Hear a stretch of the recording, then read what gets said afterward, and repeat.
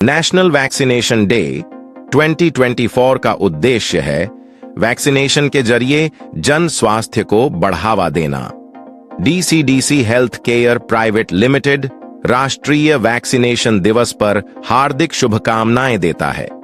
हम अपने कर्मचारियों और मरीजों के स्वास्थ्य और सुरक्षा को सर्वोपरि रखते हैं और सदैव सुनिश्चित करते हैं कि हमसे जुड़ा कोई भी एम्प्लॉय वैक्सीनेटेड हो और अपने डायलिसिस मरीजों को भी वैक्सीनेशन की सुविधा उपलब्ध कराते हैं। स्वस्थ और सुरक्षित जीवन के लिए वैक्सीनेशन को समझना और उसका महत्व जानना आवश्यक है। हर साल 16 मार्च को मनाया जाने वाला नेशनल वैक्सीनेशन डे सार्वजनिक स्वास्थ्य की रक्षा में वैक्सीनेशन की महत्वपूर्ण भूमिका पर बल देता है।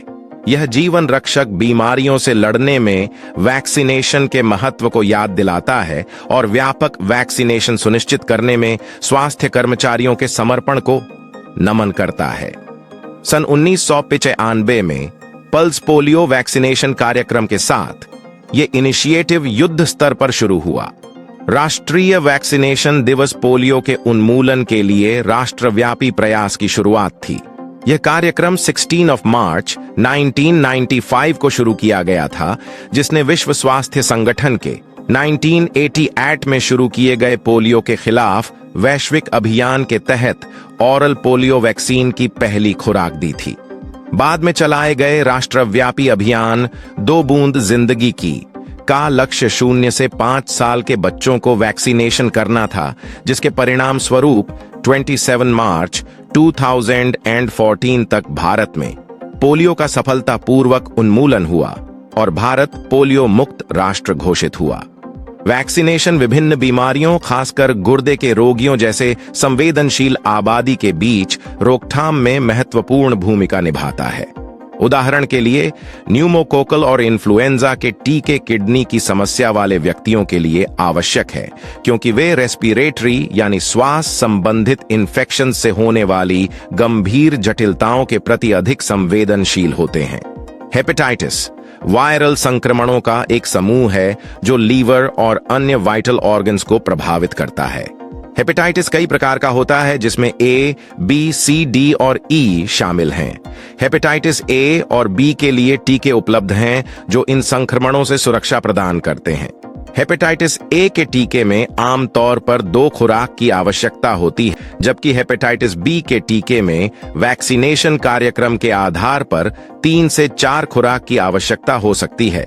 आम जनता हो या किडनी के मरीज, हेपेटाइटिस बी का वैक्सीनेशन 6 माह तक चलता है। आम जनता के लिए इसके 3 डोज की फ्रीक्वेंसी है 0, 1 और 6।